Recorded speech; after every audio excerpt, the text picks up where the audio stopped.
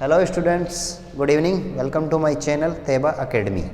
ठीक है, तो लास्ट क्लास में हमने पढ़ा था बच्चों 0 डिग्री और 90 डिग्री के लिए ट्रिग्नोमेट्रिक रेशियो निकाला था, मतलब वैल्यू निकाली थी, ट्रिग्नोमेट्रिक फंक्शन के वैल्यू निकाली थी। जैसे कि साइन 0 की वैल्यू, साइन 90 की वैल्यू, कोस 0 की वैल्यू, कोस 90 की वैल्यू। इस तरह से हमने 0 और 90 के लिए ट्रिग्नोमेट्रिक रेशियो निकाला था। अब हम क्या करते हैं, अब हम पढ़ते हैं 30 डिग्री और 60 डिग्री के लिए ट्रिग्नोमेट्रिक रेशियो निकालते हैं। उसके बाद हम तो पढ़ते हैं 45 डिग्री के लिए, तो हमारे सारे हो जाएंगे 0, 30, 45, 60, 90। तो हमें टेबल रटने की मतलब रटने की ज़रूरत नहीं पड़ेगी। तो इसके लिए 30 और 60 डिग्री के निकालने के लिए एक हम समबाहु त्रिभुज लेते हैं। समबाहु त्रिभुज क्या होता है बच्चों, जिसकी तीनों भुजाएं इक्वल होती हैं, तीनों जो साइड होती हैं वो सारी इक्वल होती हैं, कुछ भी ले लो इक्वल होती है। और समबाहु त्रिभुज का जो एवरी एंगल होता है ना, प्रत्येक एंगल होता है वो 60 डिग्री का होता है, तभी तो 180 डिग्री हो जाएगा, तो 60 डिग्री होता है। तो देखो अब हम एक समबाहु त्रिभुज बनाते हैं, उसके बाद थोड़ा कंस्ट्रक्ट करते हैं और निकालते हैं। देखो ये एक समबाहु त्रिभुज है बच्चों, समबाहु ए बी सी, जिसका प्रत्येक एंगल 60 डिग्री है। ये भी 60 डिग्री हो गया, ये भी 60 डिग्री हो जाएगा और ये भी 60 डिग्री हो जाएगा बच्चों।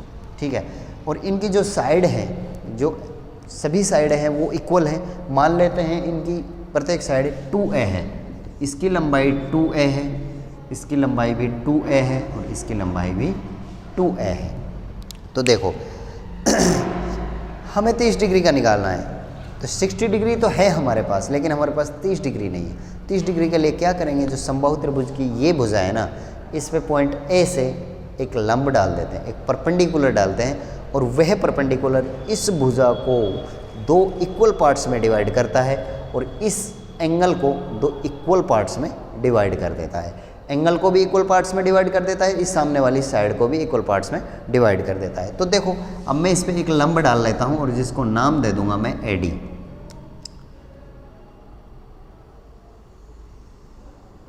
इसको नाम दे दिया मैंने AD। और ये देखो पहले ये जो एंगल था ऊपर वाला कितने का था, 60 डिग्री का था।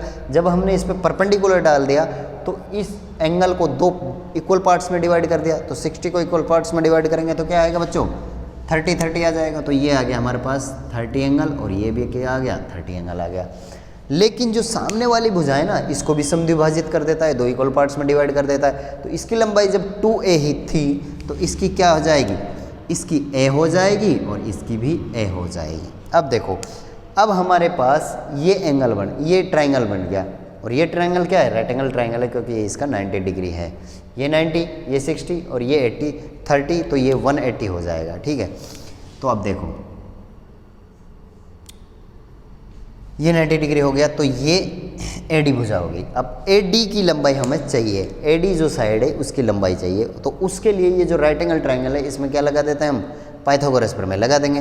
तो देखो बच्चों पाइथागोरस प्रमेय लगाते हैं अब हम इसमें।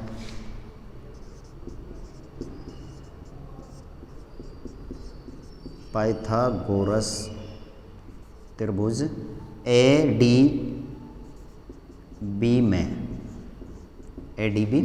पाइथागोरस प्रमेय क्या होती है कि जो हमारा जो हाइपोटेनस होता है जो उसका स्क्वायर, मतलब h बराबर under root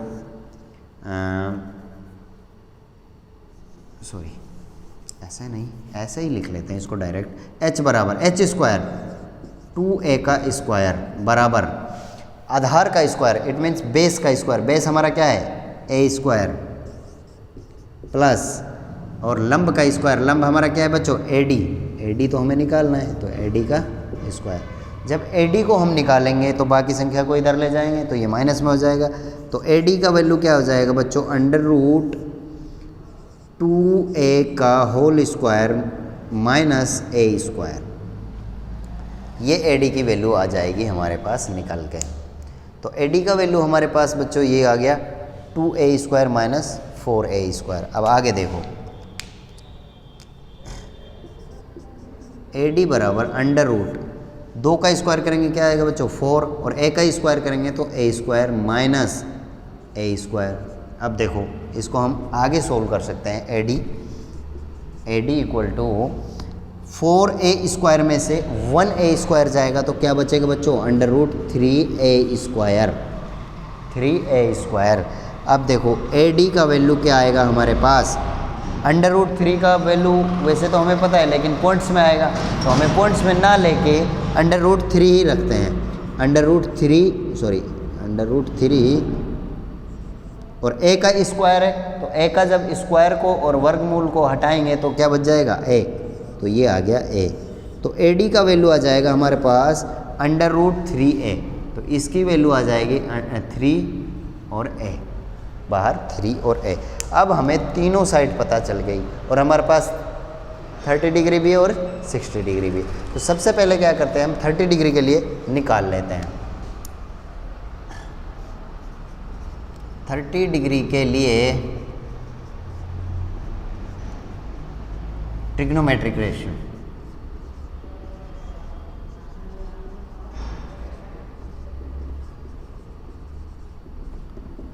trigonometric ratio 30 degree के लिए ट्रिग्नोमेट्रिक रेशियो। देखो जब हम एंगल 30 लेते हैं, जब हम एंगल 30 लेंगे तो 30 डिग्री ये है, जब 30 डिग्री लेते हैं तो ये हमारा क्या हो जाता है बेस हो जाएगा। तो इसमें AD का वैल्यू क्या है बच्चों, AD क्या हो जाएगा हमारा, ये तो हो जाएगा हमारा बेस। जब हम 30 डिग्री लेंगे और ये हो जाएगा हमारा एंगल के सामने वाला, ये हो जाएगा हमारा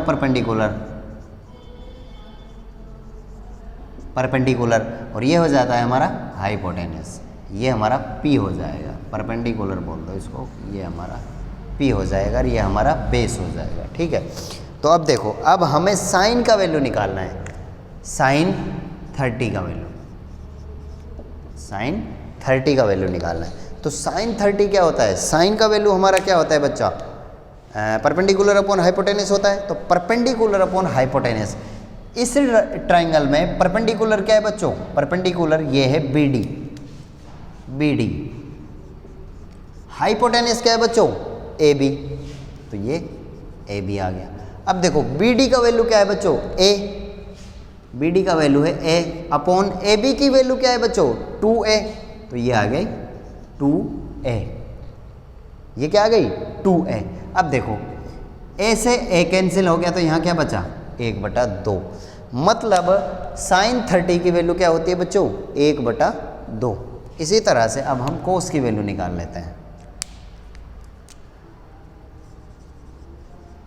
कोस 30 की वैल्यू निकाल लेते हैं। कोस 30 हमारा क्या होता है बच्चों बेस अपॉन हाइपोटेनस।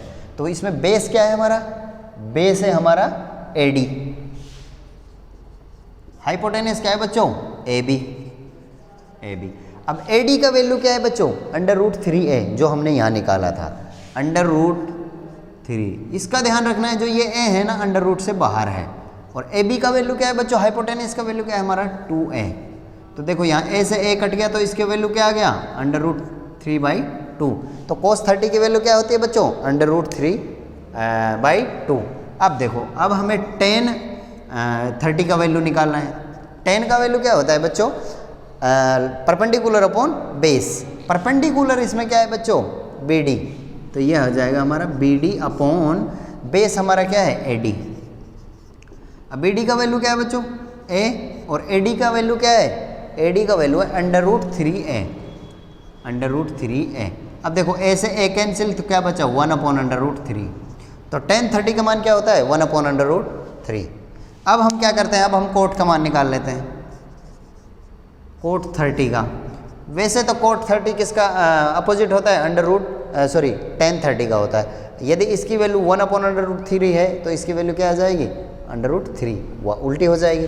लेकिन हम इस फिगर से निकाल लेते हैं। कोट की वैल्यू क्या होती है बच्चों, कोट की वैल्यू होती है हमारे पास बेस अपॉन परपेंडिकुलर, और बेस का वैल्यू क्या है यहाँ पर AD। अरे इससे निकाल लेते हैं यार, लाल बटा कक्का से, ये कोट हो जाएगा ना इसका उल्टा। तो आधार बेस, बेस का वैल्यू क्या है बच्चों AD अपॉन BD, हमारा लंब क्या है परपेंडिकुलर क्या है BD। AD की वैल्यू कैसे क्या है जो हमने निकाली है under root 3a upon B D की वैल्यू क्या है बच्चों, बी डी की वैल्यू है a। तो a से a कैंसिल हो गया, क्या बचा √3। मैंने आपको बताया था ना कि कोट थीटा tan 30 का अपोजिट होता है। तो यदि इसका वैल्यू 1/√3 है तो कोट का वैल्यू क्या हो जाएगा √3। इसके बाद हम निकालते हैं हमारा सेक, इसके बाद हम निकाल लेते हैं सेक 30 का मान। सेक 30 की वैल्यू निकाल लेते हैं। सेक 30, सेक किसका अपोजिट होता है, सेक अपोजिट या रेसिप्रोकल होता है कोस 30 का। यदि इसकी वैल्यू √3/2 है तो इसकी वैल्यू हो जाएगी 2/√3। लेकिन हम निकालते हैं कैसे, तो इसका वैल्यू क्या होता है हमारे पास, हाइपोटेनस अपॉन बेस। हाइपोटेनस क्या है हमारा AB, बेस क्या है हमारा बच्चों AD, AB/AD। अब AB का वैल्यू क्या है, AB का वैल्यू है 2a, तो ये आ गया 2a/AD का वैल्यू क्या है √3 और a। तो इस a से ये a कैंसिल, तो क्या बचा 2/√3। मैंने आपको बताया था कि इसका जस्ट अपोजिट है ये, और ये √3 इसका अपोजिट है, ठीक है, रेसिप्रोकल है। अब हम लास्ट पढ़ते हैं हमारा कोसेक 30। और कोसेक 30 किसका रेसिप्रोकल होता है बच्चों, sin 30 का। ये जो sin 30 का वैल्यू है उसका अपोजिट किसका वैल्यू हो जाएगा, कोसेक 30 का। लेकिन हम फिगर से निकाल लेते हैं या इस ट्रायंगल से निकालेंगे। तो कोसेक 30 का वैल्यू क्या हो जाएगा बच्चों, हाइपोटेनस अपॉन परपेंडिकुलर।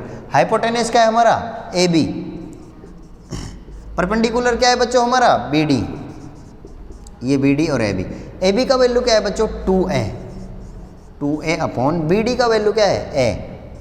तो a को a से काट दिया, क्या बचा 2। तो ये किसका अपोजिट हो जाएगा, ये इसका अपोजिट हो गया। तो ये निकाल लिया हमने 30 डिग्री के लिए, 30 डिग्री के लिए निकाल लिया हमने, सारे ये निकल गए हमारे। अब हम क्या करते हैं, अब हम निकालते हैं 60 डिग्री के लिए।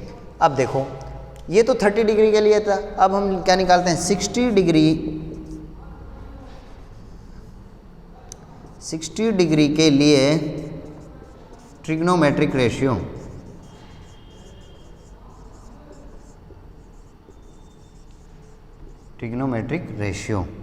तो 60 डिग्री के लिए हम ट्रिग्नोमेट्रिक रेशियो निकाल लेते हैं, ठीक है। अब देखो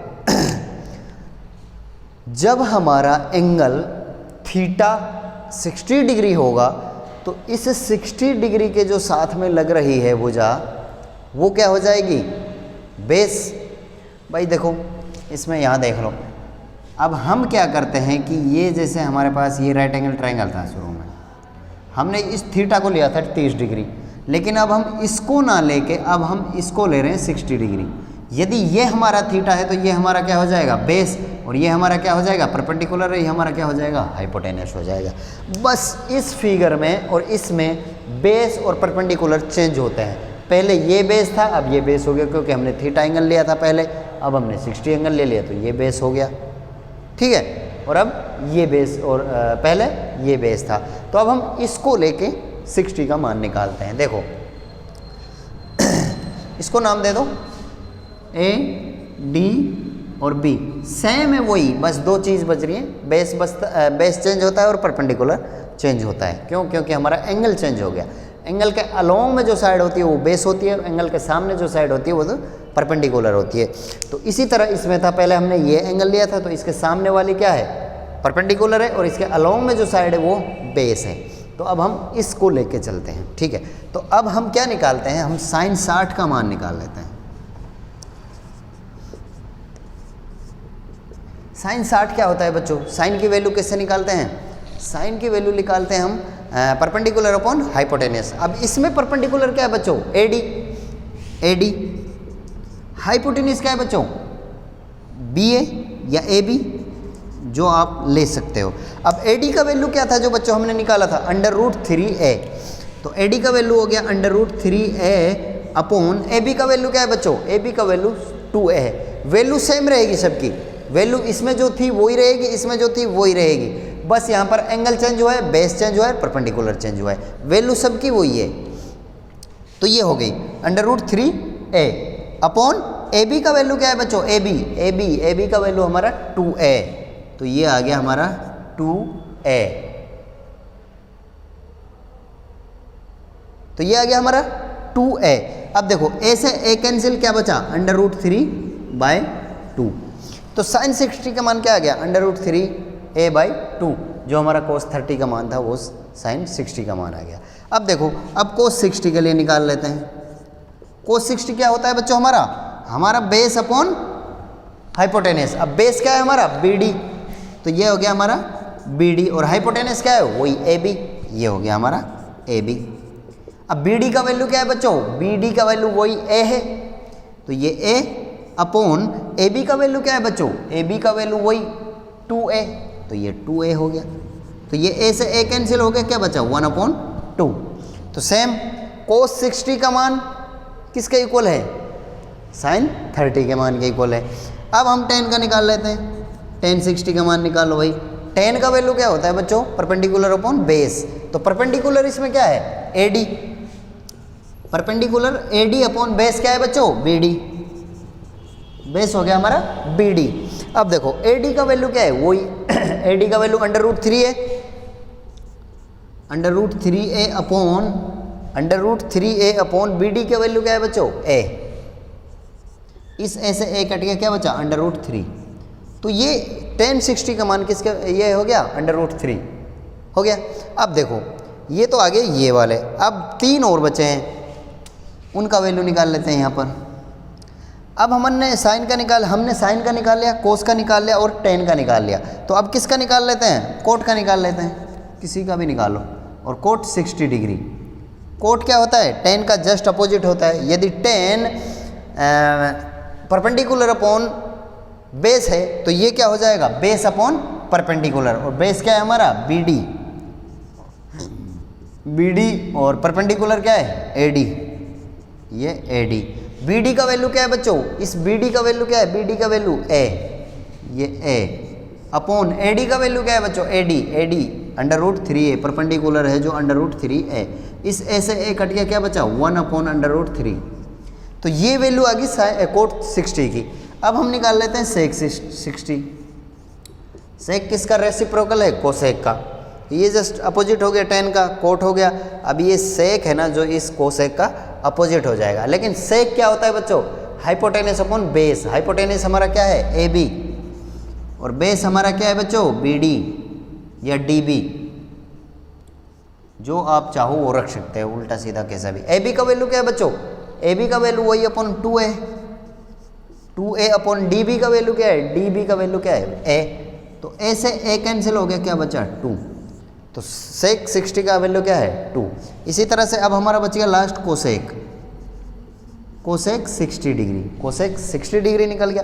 अब कोसेक 60 डिग्री क्या होता है हमारा बच्चों, ये इसका अपोजिट, कारण अपॉन या हाइपोटेनस अपॉन लंब। और हाइपोटेनस क्या है बच्चों AB अपॉन, और लंब क्या है हमारा AD।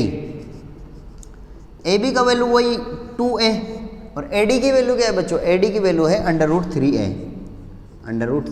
ऐसे A कैंसिल, क्या बचेगा 2/√3। तो ये वैल्यू आ गई एंगल 30 के लिए और एंगल 60 के लिए। तो इस तरह से ये वैल्यू निकालते हैं हम सारी।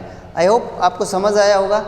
वैसे मैंने बिल्कुल क्लियरली समझाया है, बिल्कुल क्लियरली, तो आप बिल्कुल ओपन है, सब कुछ आपको समझ आना चाहिए। वैसे ऐसा कुछ भी नहीं है इसमें, ये हमारा बेसिक है ट्रिग्नोमेट्रिक का, और ये बेसिक है। ये वैल्यू याद होंगी, ये सभी वैल्यू याद होंगी, 0 की, 30 की, 60 की, 45 की, 90 डिग्री की जब याद होंगी तो कुछ क्वेश्चन तो ऐसे होते हैं कि डायरेक्ट वैल्यू रखो और मान निकाल लेते हैं, आंसर आ जाता है हमारा। तो ये होता है हमारा इसके लिए। अब हमारा लास्ट देखो, हमने 0 डिग्री पढ़ लिया, 90 डिग्री पढ़ लिया, 30 डिग्री पढ़ लिया, 60 पढ़ लिया। अब एक बच गया हमारा 45 डिग्री। अब वो 45 और देख लेते हैं हम इसी वीडियो में, ठीक है। तो 45 के लिए पहले इसको देख लो, उतार लो, स्क्रीनशॉट ले लो, बाद में उतार लेना, कुछ भी करो, ठीक है। तो अब हम अगला देखते हैं 45 के लिए।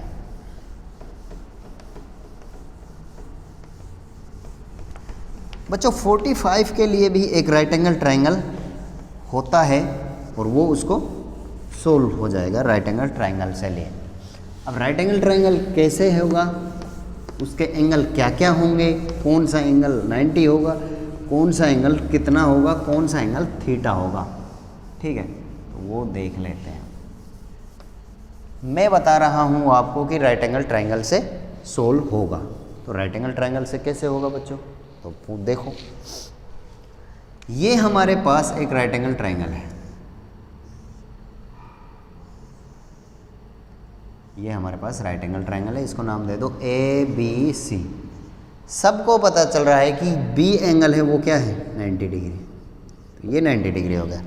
हम जानते हैं कि जो हमारा ट्रायंगल होता है, कोई भी ट्रायंगल हो, उसके जो तीनों एंगल होते हैं उसके सभी एंगलों का जो एडिशन होता है वो कितना होता है बच्चों, 180 डिग्री होता है। ठीक है, अब राइट एंगल ट्रायंगल में यदि हमने ये एंगल 90 डिग्री ले लिया तो बाकी के कितना बच गया, 90 डिग्री बच गया।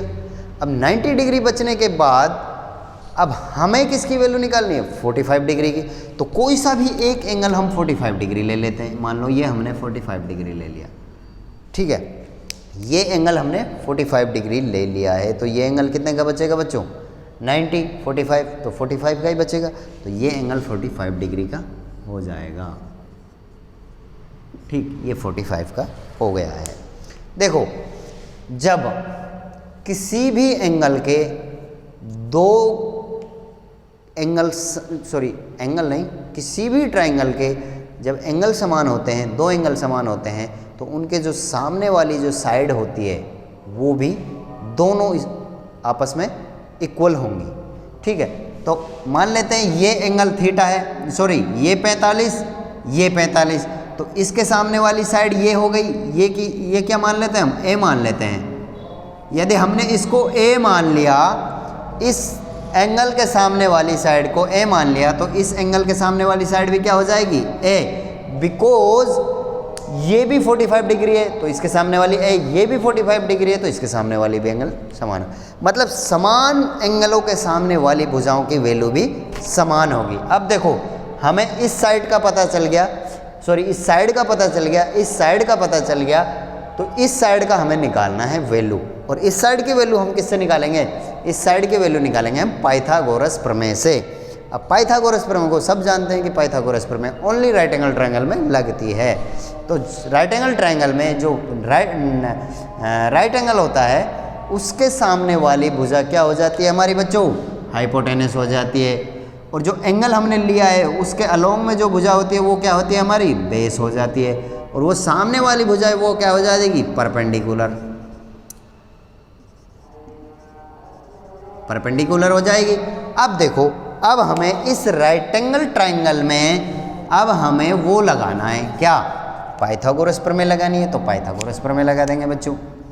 ठीक है, अब पाइथागोरस प्रमेय लगाने के लिए देखो, पाइथागोरस प्रमेय हमारी क्या होती है, हाइपोटेनस मतलब AC का स्क्वायर इक्वल टू बेस का स्क्वायर BC का स्क्वायर प्लस परपेंडिकुलर का स्क्वायर AB का स्क्वायर। अब देखो, AC का वैल्यू हमें निकालना है, इसलिए AC को इधर ही रखो और बाकी वैल्यू हमें पता है तो उनका मान निकाल लो। अब देखो, BC का वैल्यू क्या है बच्चों, A, तो इसका A स्क्वायर प्लस AB का वैल्यू क्या है बच्चों, A, तो इसका भी A स्क्वायर, और ये हो जाएगा हमारे पास AC का स्क्वायर। हमें AC स्क्वायर नहीं चाहिए इसलिए स्क्वायर हटा देंगे, हमें ओनली AC चाहिए, तो AC ये मिल गया हमें और ये अंडर रूट में हो जाएगा। A स्क्वायर क्या होगा, 2A स्क्वायर। अब जब इस AC को, इस स्क्वायर को सोल्व करेंगे तो देखो ये अंडर रूट दोनों पे है तो 2 पे तो रह जाएगा बच्चों, और ये A स्क्वायर है ना, इस A स्क्वायर से अंडर रूट हट जाएगा तो ये आ जाएगा बाहर। तो AC का जो वैल्यू है हमारे पास वो क्या है, अंडर रूट 2, और ये A है ना जो अंडर रूट से बाहर है। तो ये देखो, अब हमें तीनों साइड पता चल गई, ये भी चल गई, ये भी चल गई, ये भी मिल गई। अब हम क्या करते हैं, 45 डिग्री के लिए ट्रिग्नोमेट्रिक रेशियो निकाल लेते हैं डायरेक्टली। 45 के लिए